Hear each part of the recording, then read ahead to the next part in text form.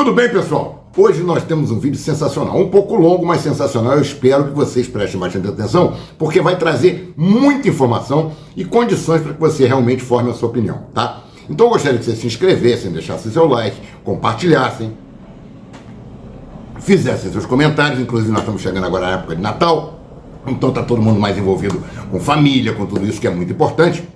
E se acharem que todo o trabalho merece a remuneração, deixa algum aqui pra gente, tá ok? O vídeo de hoje nós vamos tratar de coisas muito interessantes, inclusive com uma entrevista sensacional que traz muita informação com um ex-agente contra-terrorismo, tá, americano, da CIA, o Larry Johnson, que esclarece muita coisa pra gente, tá? Foi um papo intermediado pelo Steven e a gente demorou muito tempo para poder traduzir tudo isso, preparar, arrumar, foi meio complicada. Nós estamos há quase uma semana e meia planejando esse vídeo, preparando esse vídeo, organizando as conversas, vendo com quem podia contar para fazer uma tradução mais ao pé da letra, a coisa mais certinha. Então a coisa demorou e demorou quase 10 horas para edição. Então eu espero que vocês deem uma olhadinha, simplesmente é um vídeo sensacional, tá ok? Mas quem é Larry Johnson? É simplesmente um ex-agente da CIA contra-terrorista que trabalhou lá durante muito tempo e tem muita informação sobre a inteligência e profundo conhecimento do que aconteceu e o que acontece no Oriente Médio. Foi justamente Larry Johnson que em março de 2017 revelou a André Napolitano da Fox News que o GCHQ, Serviço de Inteligência de Sinais da Grã-Bretanha, havia grampeado Trump durante a campanha presidencial de 2016, por ordem do presidente Obama. Informação essa posteriormente repetida por Sean Spicer, secretário de imprensa e diretor de comunicações do então presidente Donald Trump. E é justamente por isso que nós fomos buscar a opinião de um especialista, de um cara que vive esse meio há muito tempo e conhece muito da matéria, perfeito? Então vamos lá. Tem gente que anda vibrando com o massacre que está acontecendo em Gaza. A maioria da população mundial já entendeu que o governo de Israel parece ter aprendido bem com o sofrimento do seu povo em outros tempos. Constrói guetos e finge-se de humanitário, mas avisa antes de usar a máquina criminosa. Concomitantemente a isso, vemos matérias risíveis como esta, onde escondem que tanto os Estados Unidos quanto o Reino Unido são fiadores desses crimes de guerra, que já vitimaram mais de 17 mil pessoas, principalmente mulheres e crianças. Mas há quem vai dizer que o governo de Israel avisa antes, através de panfletos, onde vai atacar. Vou atacar o hospital, vou atacar a área sul, vou atacar o norte de Gaza. Quer dizer, na realidade isso para nós parece muito mais um ato de terror do que de preocupação humanitária. Porque para onde o palestino vai fugir? Para onde o povo palestino em geral vai fugir? Não tem saída, não tem lugar. Então veja que esse interesse não é humano, tá? Imagine se você, um cidadão comum e desarmado, mas como eu, no caso de Israel, sou limpinho, eu te aviso que vou explodir a sua casa, as suas praças, as suas escolas, os seus hospitais, destruo sua vida e tudo que você construiu. Mas aviso antes, eu sou bonzinho, expulso e mato seus parentes, pais, amigos, vizinhos, mas aviso antes, vejam só como eu sou humanitário. Essa tensão vem trazendo ao contexto um grupo muito mais forte que o Hezbollah e infinitamente mais forte que o Hamas. Eu falo dos Houthis, que embora sejam apoiados pelo Irã, não são controlados por eles. E por conta dos diversos ataques a embarcações na região, hoje o preço do seguro para a navegação, tanto no Mar Vermelho como no próprio Oceano Índico, foram à estratosfera, conforme a gente já tinha previsto em alertas em vídeos anteriores. O barril de petróleo provavelmente vai subir por conta da instabilidade toda na área e desses ataques múltiplos produzidos tanto por drones como por mísseis pelo grupo Houthis, lá do Iêmen. E para quem imagina que será moleza acabar com essa força que é muito mais potente que o Hezbollah, basta saberem que há 9 anos esses carinhas de chinelo simplesmente enfrentam mais de 12 países. E eu estou citando o próprio governo regular do Iêmen, a coalizão árabe saudita, que é composta por Emirados, por Sudão, por Kuwait, por Catar, por Senegal, por Egito, pela Jordânia, pelo Marrocos e até pelo Bahrein. E ainda são apoiados tanto pelos Estados Unidos como a França e o Reino Unido. Os Houthis estão brigando com isso há 9 anos e não acabam com os caras. Então os caras não são fraquinhos não, tá? E essa insurgência de chinelo, mas não é Raider não, tá? É tipo aquele avião novo que o americano está lançando agora, que o Faniaso brincando apelidou de avião com nome de chinelo, invisível, inderrubável, incaível, mas que na realidade não é nada disso. Os Houthis também estão atacando as bases estadunidenses, tanto na Síria como no Iraque. Isso porque os Estados Unidos apoiam esse massacre, comandado pelos loucos que dirigem o Estado de Israel. Mas isso não é preocupante, porque, de acordo com a mídia, aviões americanos não caem, são incaíveis. Navios estadunidenses não afundam, são inafundáveis. E militares dos Estados Unidos não morrem. Tipo Bolsonaro, são imorríveis. É mais ou menos por aí. Eles não ficam feridos e depois aparecem sofrendo um acidente lá nos Pirineus, fazendo uma caminhada, saltou de paraquedas, pilotando um avião velho que ele pegou lá para a sua hora de lazer, tropeçou no patins e caiu de cabeça. É assim que morre militar americano. Nunca por ataques diretos nas bases ou até mesmo nos confrontos que eles dizem que não estão, tipo o da Ucrânia. Embora a verdade tenha mostrado exatamente o contrário. Eles caem, eles afundam e eles morrem. Porém, o que no momento pode parecer uma vitória dos criminosos, segundo a mídia, vem destruindo a imagem vitimizada de Israel desde os horrores da década de 40. E devido à repetição mais cruel e às avessas dessa carnificina, sepultam pouco a pouco tanto a reputação dos armamentos, antes indestrutíveis e maravilhosos, tal e qual a reputação dos judeus, bem como as consequências da ideia da construção do canal de Ben Gurion. Pois não é plausível que alguém imagine que haverão incautos dispostos a investir nesse barril de pólvora. E diante de tanta destruição, essa fábrica de ódio gerida por loucos tipo Ben-Gvir e Netanyahu facilita o recrutamento de guerrilheiros pelo Hamas, contra essa política, no mínimo, desproporcional. E é justamente por isso que trazemos o ex-agente da CIA, Larry Johnson, para expor a verdade sobre o que muitos parecem ter a visão turvada. Vale a pena assistir com muita atenção. Larry Johnson, inclusive de forma brilhante, compara a independência dos Estados Unidos, conquistada à época por terroristas e milícias, diante do Império Inglês, logicamente apoiado pela França, como o tratamento dado aos palestinos e a visão imposta sobre o Hamas hoje.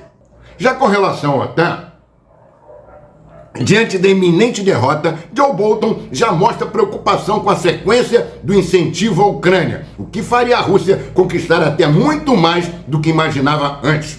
Visto que até o Darth Vader, esse bonitinho aí americano, já jogou a toalha.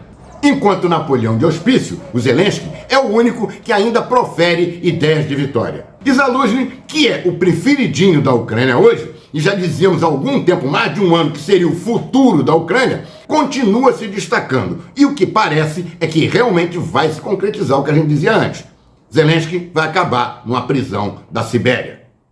E agora eu tenho o prazer de deixar vocês em companhia do Steven e do Larry Johnson, num vídeo que certamente vai abrir os seus olhos. E eu peço que vocês assistam com atenção. Se precisar, porque foi distraído de repente por alguma imagem que a gente colocou ao lado, junto, volta, vê, assiste, não perde a legenda, segue. Porque o vídeo foi preparado também para quem fala inglês fluentemente e consegue acompanhar. Mas se você não consegue, tá lá embaixo escritinho, bonitinho, tudo que você precisar.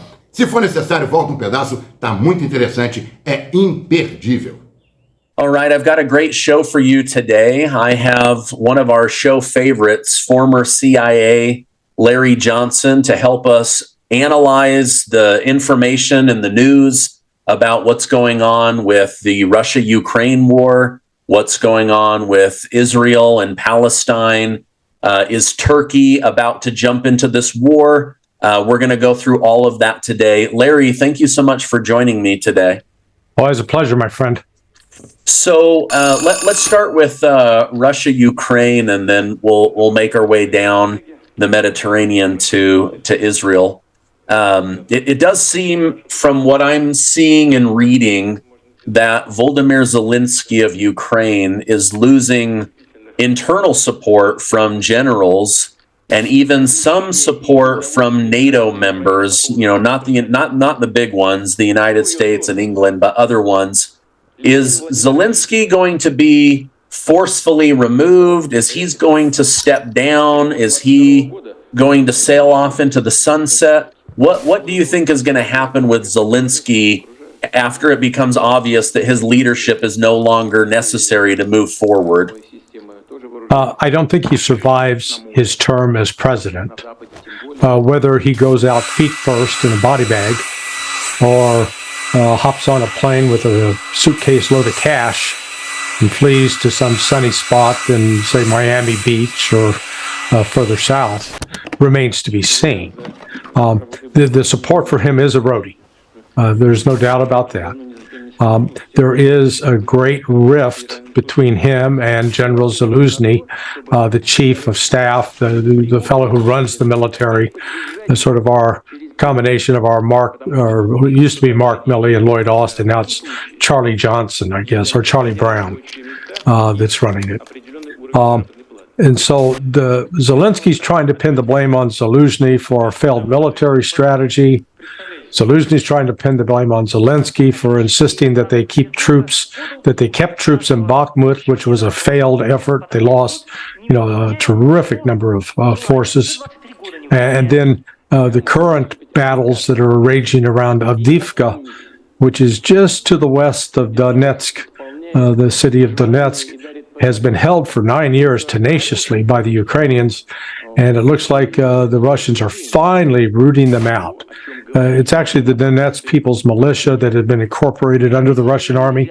They're the ones carrying the brunt of the fighting, but the Ukrainian soldiers are retreating. So, and there's been just an enormous amount of political intrigue. About 2 weeks ago, the chief of staff for Zaluzny had a birthday party. Hey! And he got a gift of hand grenades, supposedly. And the story's very confused, because some said they were hand grenades in the shape of shot glasses. Others said it was delivered by another general that he could trust. In any event, the kid, this chief of staff's kid, a 14-year-old, decided, hey, let's pull the pin on a grenade. Oh, God. And couldn't get it out. And so then Dad said, oh, let me show you how it's done. Pulled the grenade, went off, killed him, injured the kid. So some viewed that as a deliberate assassination attempt on the chief of staff. It could have been just actually stupidity. Within firearms, there are two reasons that people will get shot: ignorance and carelessness. Yeah. And usually it's carelessness. And could be an example of carelessness. Then that was followed up with, yesterday news broke that the head of Ukrainian intelligence, a dark character by the name of Budanov, his wife was poisoned with arsenic and mercury. Now, apparently she's recovering. So it wasn't a very good poisoning effort. So now the speculation's swirling. Was this a staged event by Budanov to try to make it look like, say, Zaluzny tried to knock him off or hurt his family? Or was this actually an effort by somebody connected with Zaluzny to go after Budanov and his family members? Or was it Russia? Was Russia getting payback because of Budanov's past role in assassinations inside Russia? So, nobody knows. It's like that movie, The Usual Suspects. We're not going to find out until the end who actually done it. Yeah. Wasn't it the president or the leader of Afghanistan that once that fell, he fled with like $100 million of U.S. money? Is that right? Well, he didn't wait till it fell. He got out early. Yeah, he was looking around going, this isn't looking so good. Hey, pack my bags. We're going on a trip. Okay. And he bugged out about 3-4 days before it fell. So he at least had the good sense to take lots of traveler's checks with him. Okay, so Zelensky could be planning something similar. I read, that he and his wife bought $75 million worth of yachts, and now it's come out that maybe that's a fake story. It's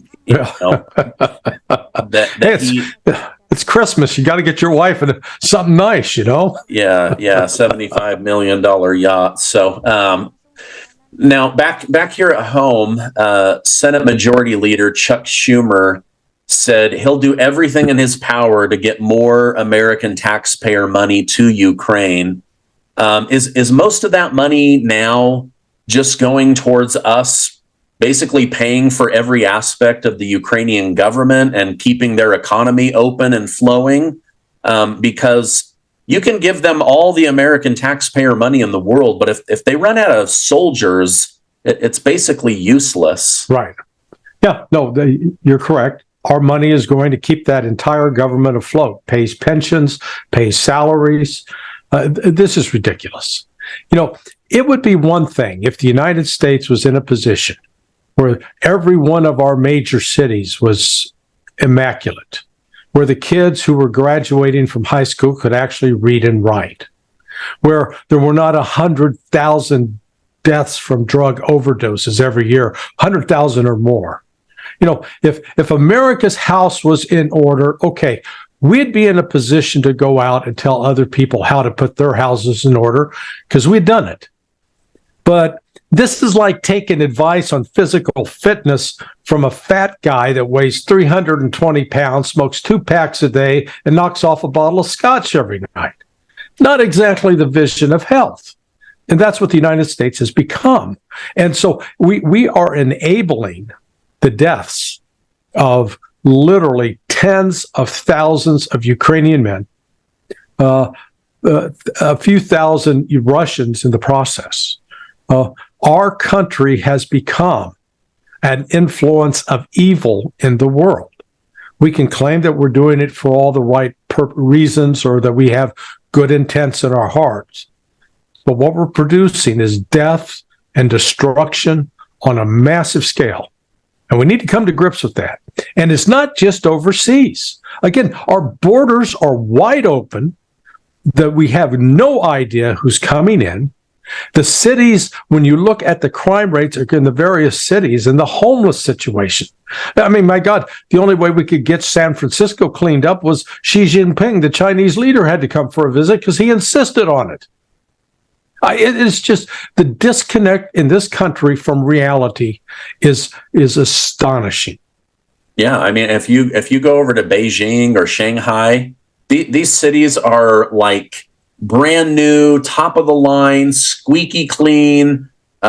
Business and commerce is flowing, and yet you go to our major cities and all the stores are closed. The windows are boarded up. There's crime. I mean, I go on Twitter and I just see robbery after robbery after robbery. Yeah. Like the crime is just out of control in some of these big cities. And yet, like you say, here we are, we can barely take care of our senior citizens and veterans. And yet illegal immigrants are getting the posh life when they get into the country. We're literally paying the retirement pension funds for people in Ukraine, but we can't, keep up with inflation with our own Social Security program. Yeah. I mean, it's obscene. And at some point, the American people are going to have to speak up and say, put a stop to this. We're not going to put up with this anymore. This endless war is what it has become. Yeah. Who was it? I think it was Professor Jeffrey Sachs, who said, he kind of tried to outline how much better America and the world could be if we took just 10% of the military budget and put it towards things like innovation and education and healthcare and infrastructure. I mean, we passed $1 trillion infrastructure bill. I still have potholes all over Utah. I'm not seeing any improvements to our infrastructure, and yet we've printed all of this money. The American people want to know, where is this money going?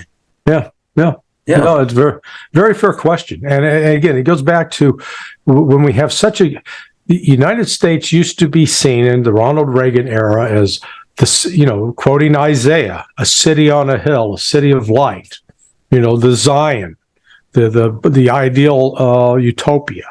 Thing that would attract other nations. Oh, not now. Who wants to emulate what's transpiring in the United States with the rampant crime, with the inability to graduate kids who are actually educated from high school, with the breakup of families, the prevalence of single-parent families that has just become sort of a common occurrence. It used to be a rare occurrence in this country. And it all points to a deterioration, a breakdown of America. And I argue that one of the primary reasons behind that breakdown is we have diverted our attention, spent trillions of dollars in meaningless adventures overseas that have produced nothing but death, chaos, and not added to our security. And we've failed to take care of ourselves at home. Take care of yourself first. then you're in a position to care for others. It's like when you're on the airplane and they tell you that those oxygen masks drop, put the mask on yourself first, so then you'll be in a position to help somebody else. Because if you're without oxygen and you're gasping for air, you're going to be no good. The same thing applies to nation states. Yeah, I think if you trace it all back, just I said on another show, our greatest export right now is war and chaos. Yeah. And, RFK Jr. said the other day, America spent $9 trillion in the Middle East and got nothing for it. $9 trillion, and it's all falling apart. But going back to Zelensky, Larry, let's assume that he does stay in for another 6, 12, 18 months, something like that, and Ukraine can hold things together. Do you see Zelensky having a military war plan for 2024? Or at this point, is Ukraine just trying to survive until NATO forces peace agreements between them and Russia? Did you ever see the movie Downfall? It was a German movie made about Hitler's final days in the bunker. And it covers a period from about April 1st through the end of April into early May. So here's Hitler in the bunker. He's got all these plans out. Okay, we're going to move this army here and this army over here. He's moving armies he didn't have. So Zelensky can come up with the greatest war plan since Operation Overlord.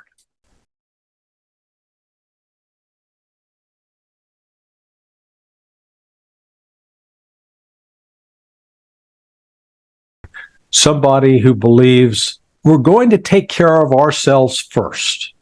What we're going to do, what's in the best interest of our nation. We're not going to surrender ourselves to some sort of global vision of wokeness, of so-called diversity, equity, and inclusion, which is designed to promote deviant lifestyles of all sorts and diminish any kind of sense of national pride. And, if you no longer care about yourself and have pride in yourself and you become a disheveled, unkempt slob, well, that tends to affect other areas of your life as well. The same applies to nation states. It's not a coincidence of the rising crime level in the United States, of the breakup of families, of the failure to protect the border. People want to pretend that those are all unconnected. They're not. Of the rampant drug use and the failure to have any kind of discipline with respect to federal spending. It's just, the United States is an example of what happens when a country loses its vision about caring for itself. And that was what made sort of Donald Trump resonate. Make America great again. His slogan was about putting America first. And I think the reality is, if every country in the world would put itself first and then worrying about others, we would actually have a better, more stable world to live in. Because at least everybody would know what the top priorities were and what you needed to do in terms of having potential compromises with another country. Or, if nothing else, just staying out of their business. Don't be a meddling mother-in-law. Yeah, absolutely. Good point. You and I have talked about this extensively off camera.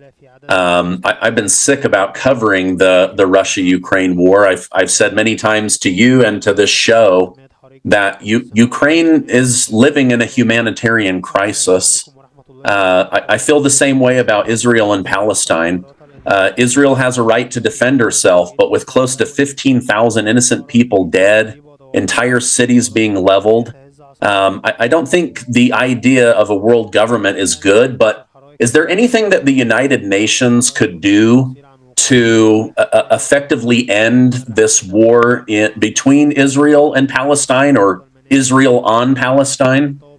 Well, it could start. The United States could start it by telling Israel, stop the bombing in Gaza, pull back to your borders, and we're going to require you to vacate the West Bank. You no longer get to occupy the West Bank. You no longer get to occupy Gaza. You're going to treat those as distinct states. Now, that'll never happen. the influence of the Jewish money and Jewish vote in this country is so great. Any politician to try to do that would be committing suicide, political suicide. That's what needs to happen. Because, you know what, Stephen, think about this. What's going on right now is Israeli forces, and they're referred to as Israeli occupation forces, not defense forces, are going into the West Bank, which is not Israeli sovereign territory, and they are arbitrarily grabbing people as young as 10 years old, grabbing them and throwing them in prison. No charges, no due process, no lawyer. They're just picking them up and incarcerating them because they can, to show who's in charge. Well, think about if that happened to your family. Would you be outraged if someone came and grabbed your 12-year-old son or 12-year-old daughter and took them forcibly away from you and threw them in prison? Because let's say maybe they had thrown rocks at something, okay? Throwing rocks is bad, and there's a way to discipline a child over that, but not by putting them in an Israeli military prison, which is exactly what's happening. Israel has turned itself into a bunch of authoritarian thugs. And I say this as someone who used to be, I would put myself in, I stand with Israel. I no longer do. I no longer can, because of their conduct of how they're treating Palestinians as subhumans. They're making no distinction between the Hamas fighters who committed terrorist acts and the Palestinian people. They're saying, basically, like what was said by that one U.S. general in the West with respect to Indians, nits make lice. He didn't care about, he would just as soon kill an Indian child as an Indian warrior, because in his view they were subhuman. And that kind of dehumanization is what is being allowed so far by the United States. Now, we are seeing signs that the Biden administration is really, really nervous, and they keep sending mixed signals. Because early in the war, they indicated, boy, we're all in with Israel. And then after about 2 weeks, they're going, no, wait a second, we're going to see if we can promote, we'll talk to Jordan and to Egypt about opening up a safe passage for Palestinians and the West Bank people to go into those countries. Both Jordan and Egypt said, hell no. And double hell no. That's not going to happen. Because they know as soon as the Palestinians leave that, then that territory would be taken over by the Israelis, never to be returned to any Palestinians. So now the United States recognizes they have to keep the Palestinians in Gaza. That is the message they've clearly delivered to Israel. And within the Israeli government, you have great division. There's this one guy, Itamar Ben-Gvir. He's an 8-time convicted terrorist. Think about that. Israel has a genuine convicted terrorist in its government. And he has the audacity to talk about Hamas terrorism. As I wrote last night, takes one to know one. Now, we would never tolerate, I would hope we'd never tolerate that here in the United States, of having an actual bona fide convicted terrorist in government. And let's be clear, it was the Israeli courts that convicted him.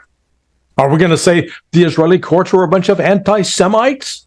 Because this madman who's in charge of so-called domestic security in Israel, just the other day issued an order to police that to go out and arrest and crack down on any Palestinian that was found celebrating the release of Palestinian prisoners. Think about that. What sort of madman, self-important, deluded, evil person would issue such an order? Yeah, you know, if you've been waiting for a loved one that's been locked up for months or years, and they come out and you're told that you can't weep for joy, you can't shout praises to God that they're released, and you're going to get arrested for that? That's what we're talking about. Those kinds, this has shifted Israel from in the past, Israel portrayed itself, 50 years ago, justifiably so, as this small little David, outnumbered by this massive Arab Muslim Goliath, and it was fighting for its life and for its survival. That's no longer the case. Israel's become the armed thugs. They behave as such, they talk as such, they treat the people as such. It's not to say all the citizens of Israel believe that or behave that way. In fact, Itamar Ben-Gvir, he only has like 29% approval rating right now in Israel. So it still shows that there are some Israelis with common sense left who recognize that their country's on the wrong track. But they're the ones who are going to have to put it back on the right track. But killing more Palestinians isn't going to do it. Yeah.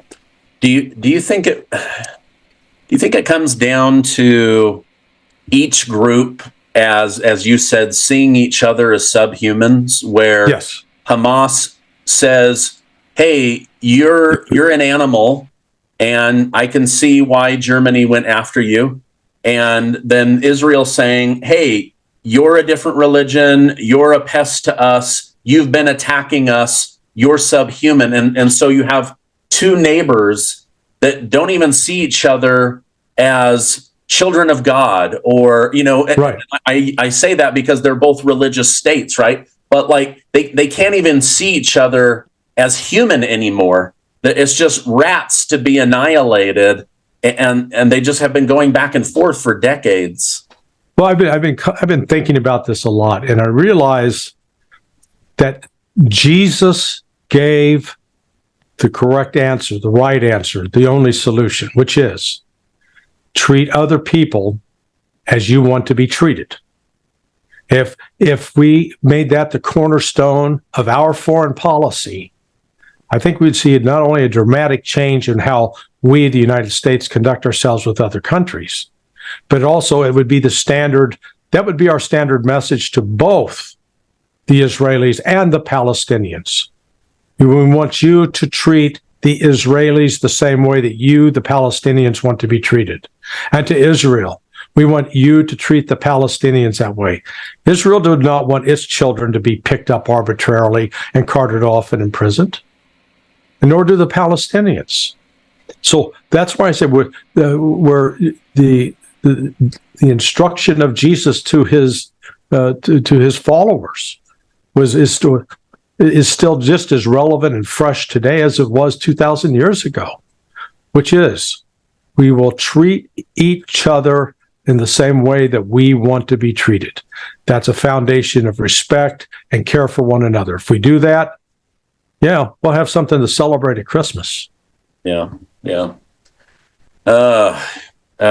It's been definitely a tough topic to cover, just like the Russia-Ukraine, where I don't get any joy out of hearing that Russians have been killed. I don't get any joy out of hearing that Ukrainians have been killed.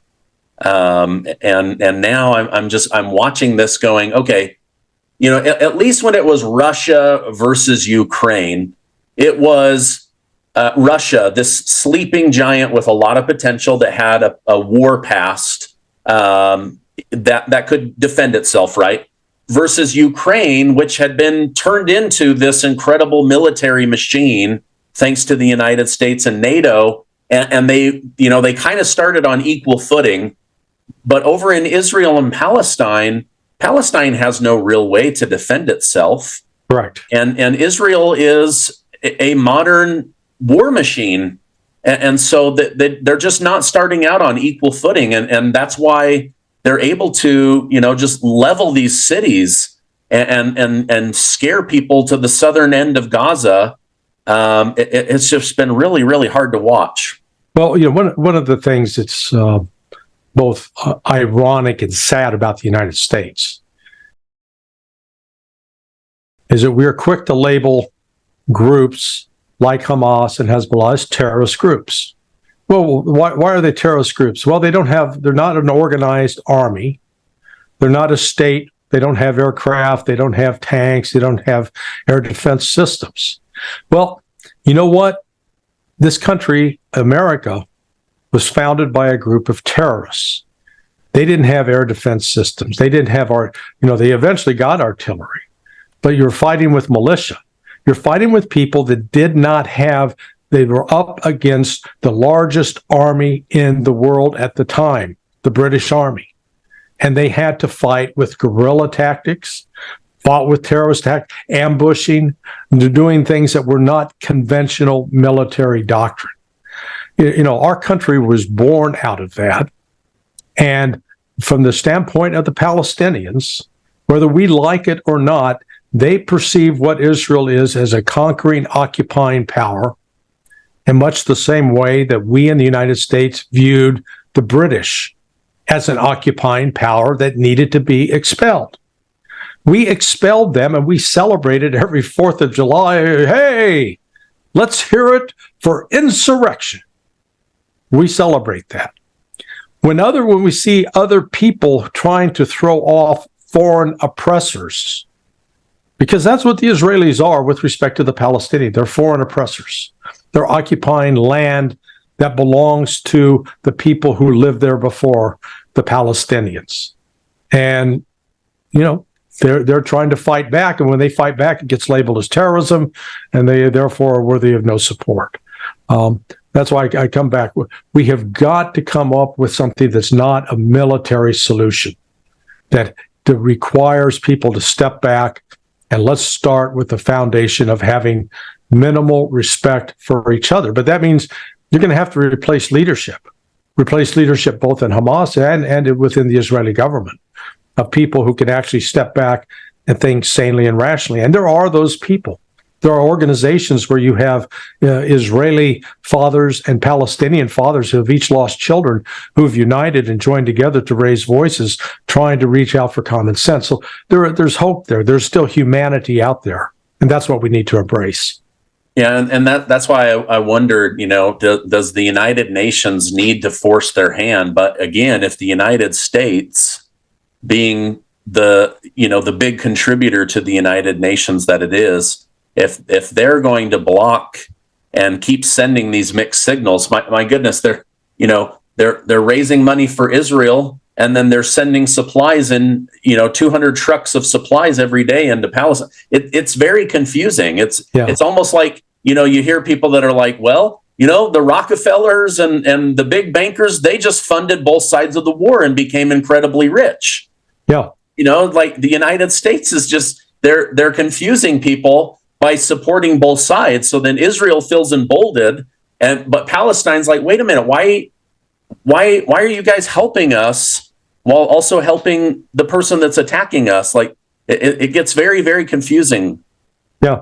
Well, and what we're seeing though right now is Egypt and Saudi Arabia are playing a stronger role than in the past and pressing for a permanent ceasefire.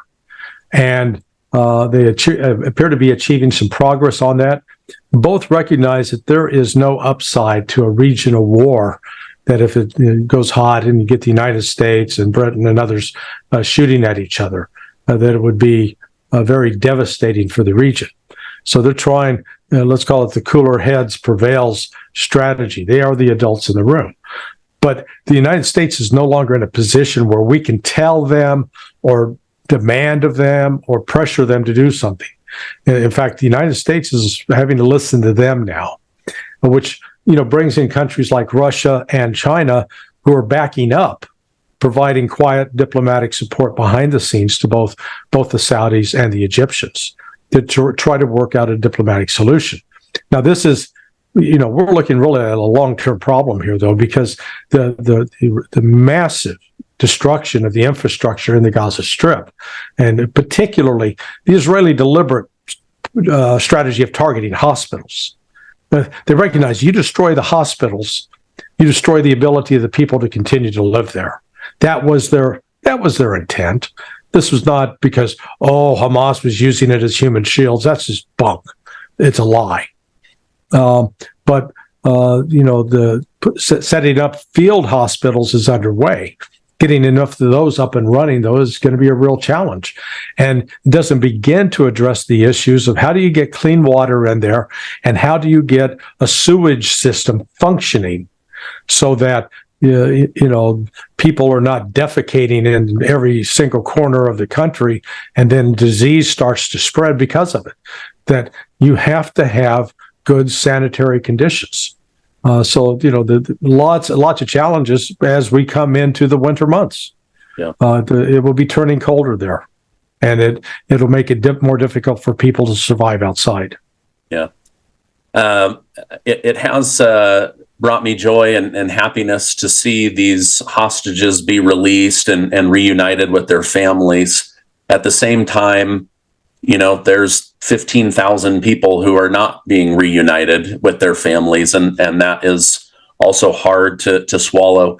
Do you see them using this ceasefire as an opportunity to step back and say, maybe we keep this thing going, or next week are you and I talking about Israel moving in on Gaza again?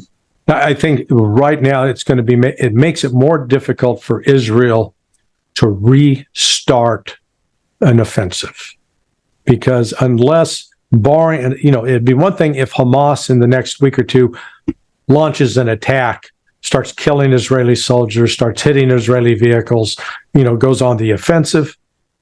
Then, Israel will be able to justify saying, hey, we've held back, they attacked us first, so we're going to strike back. But as long as Hamas, keeps its gunpowder dry, and it becomes Israel that initiates a conflict after having 2-3 weeks of peace, then once again Israel's suffering a real public relations debacle. It's losing it has lost its reputation. It's in the past, even some countries like Egypt and Saudi Arabia would, they'd at least sit quietly. They wouldn't come out and criticize, so would not condemn. I think now there's a very high likelihood that the United Nations General Assembly will forward a recommendation to the International Criminal Court to have Israel prosecuted as a war criminal. And that will create real problems for the Israelis who are named in such an indictment. Won't be able to travel outside of Israel anymore, or they'll be limited. They'll travel from Israel, maybe the United States, but it's likely they'll be not able to go to places in Europe or Africa or Asia. So Israel's hand is not strong right now in that regard. And the more there's still probably well over 180 Israelis being held hostage. Several of them, including, I understand a major general that was captured by Hamas on October 7th. So it is war. Israel's not going to be able to kill its way out of this. Let's put it that way. Okay. Thank you.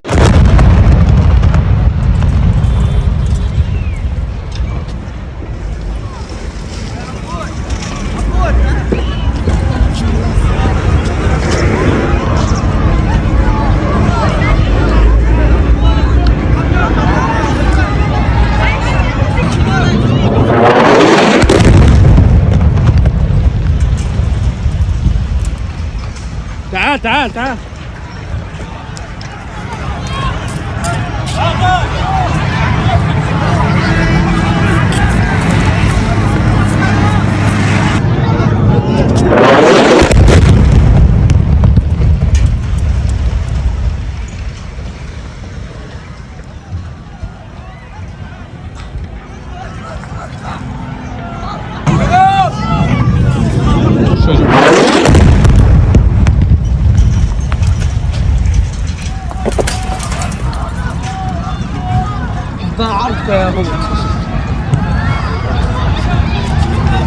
بس من دخله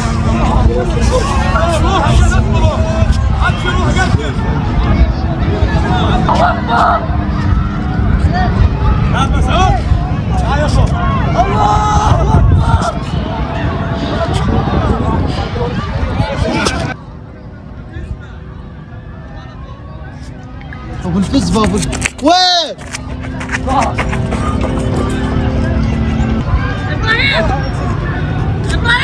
ها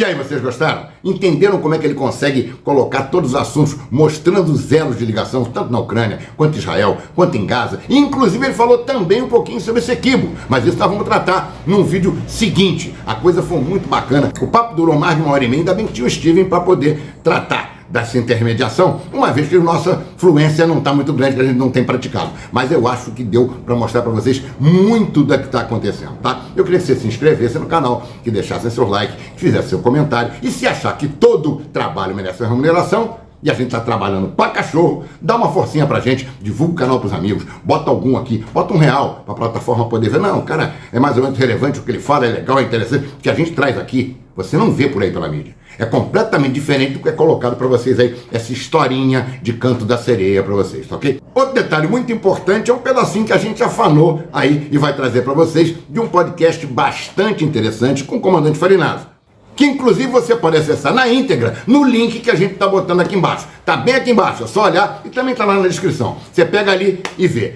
coisas que você talvez não ouça por aí também. Vale a pena dar uma olhada. Não é toda a mídia que mente para você, não. Tem um grupo de pessoas bem diminuído, bem seleto, que traz para vocês informações. Dentre eles, alguns americanos que realmente estão fora da bolha, tá? Alguns europeus, como é o caso do General Raul, do Comandante Agostinho, Coronel Agostinho, quer dizer, tem bastante pessoas que trazem isso. E no Brasil tem também diversas pessoas que procuram trazer a verdade para você. Um com mais mídia, outros com menos mídia, outros perseguidos como nós, como o Rubens, como outras pessoas, mas a verdade tá aí. Se você quer acreditar, ótimo. Se você não quer, fica com a historinha do canto da sereia. O exército da Coreia do Norte é um exército poderoso.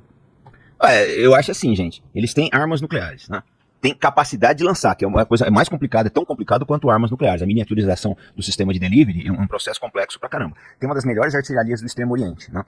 Exportam armas pro mundo inteiro. Sistema de defesa antiaéreo, pra você conseguir penetrar por via aérea no território da Coreia do Norte é dificílimo. Eles têm um sistema de camadas, primeira, segunda, terceira, quarta, quinta, tudo com mísseis antiaéreos apontados. Um dos piores efeitos colaterais da guerra da Ucrânia, eu tinha falado isso logo que a guerra começou, logo que começou a aparecer material iraniano na Rússia. Um dos maiores problemas, eu chamo isso de promiscuidade militar. O que é promiscuidade militar? A Rússia nunca foi fã de drones, nunca foi. Eles nunca tiveram drones muito bons. O Irã começou a passar drones para a Rússia através do Mar Cáspio. A Rússia pegou esses drones, fez engenharia reversa, hoje ela tem uma família de drones excepcional. Aí, em contrapartida, o Irã aperfeiçoou a acurácia dos seus mísseis, aperfeiçoou sua tecnologia de satélite, hoje tem mísseis hipersônicos, está remontando a sua aviação. A aviação do Irã é coisa dos anos 70. Com esse bom relacionamento com a Rússia, essa promiscuidade militar que eu chamo aí, a Força Aérea do Irã está renascendo. Tem o outro lado, você tem a Coreia também. A Coreia passou artilharia para a Rússia, né? Em contrapartida, os norte-coreanos estão recebendo muitos insumos. Esses dias eles colocaram um satélite no ar e fotografaram a Casa Branca. Então, pessoal, quem acha, né? Tem gente que acha que, não, a OTAN está ganhando a guerra. Olha, se informe melhor, porque o que nós vamos ter é um exército iraniano, norte-coreano e russo muito mais bem preparados daqui, que eles estão trocando informações entre eles. E dá pra fazer um exercício de futurologia? E se fosse o Trump no lugar do Biden? O que vocês acham que estaria acontecendo agora? Você quer falar? Fala aí que você conhece bem o Trump, ué. O Trump para a guerra da Ucrânia no dia seguinte. Senta com o Putin? Senta com o Putin, fala, filho, pode ficar com o Donbass, fica com a Crimeia. Ucrânia, vou ajudar você a reconstruir o país, tira o Zelensky e fim de papo. O Trump, ele tem o lado positivo e o lado negativo. 1000 vezes o Trump em vez do Biden. 1000 vezes. O Biden é um desastre. Biden é um desastre completo. Sama Biden. Além de que utiliza o sistema judiciário norte-americano, politicamente, o seu procurador-geral, Merrick Garland, para botar o Trump na cadeia e impedir de ganhar as eleições, não vai conseguir. Mas o Trump tem uma pendência por ditadores. Ele gosta. Você vê que ele vê o Kim Jong-un, o gordinho lá, se deu super bem, passava uma nas costas. O Putin, ele falou, o Putin é meu amigo, não sei o quê. E o Putin, inclusive, está mais do que provado que milhares de hackers russos interferiram na eleição. Mas está mais do que provado. O Trump é o Cozy Bear, o codinome do aplicativo lá do Troll que eles usaram. Então, colocava a Hillary Clinton tossindo, como ela estivesse doente, que ela não tinha capacidade. E o Trump dizia, I love Wikileaks, bring me more. Bom, e ele foi visitar o Putin. E ficou amicíssimo do Putin. Então ele tem uma inclinação por admirar ditadores. Ele vai falar para o Putin, fica com essa parte aqui. O problema é que o Trump vem e vai fazer a mesma coisa no Oriente Médio. Israel pode ficar com Golã, a Cisjordânia fica com a Cisjordânia também. E Gaza, fica uma parte de Gaza também.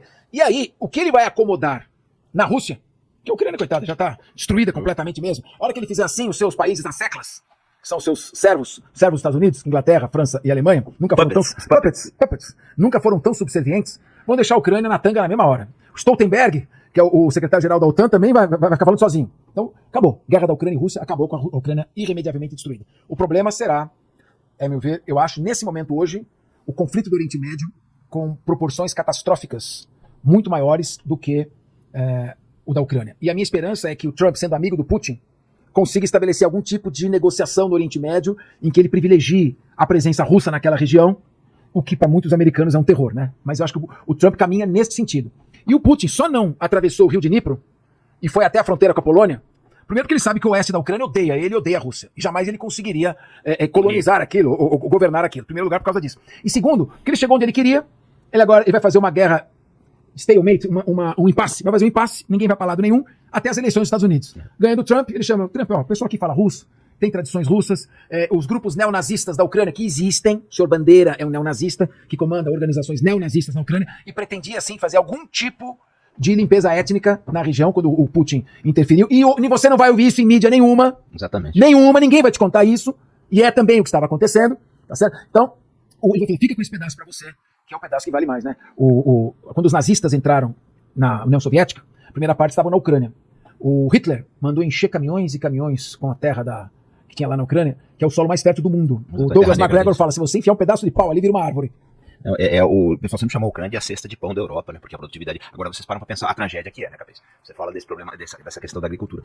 Agora, olha a quantidade de minas e bombas de fragmentação que vão estar nesse solo hoje. Quer dizer, quando que isso vai voltar a ser arado? O solo francês ali da região de Verdun e do Somme levou décadas pra você poder arar de novo. Porque você passar com o trator lá, você batia numa bomba e explodia.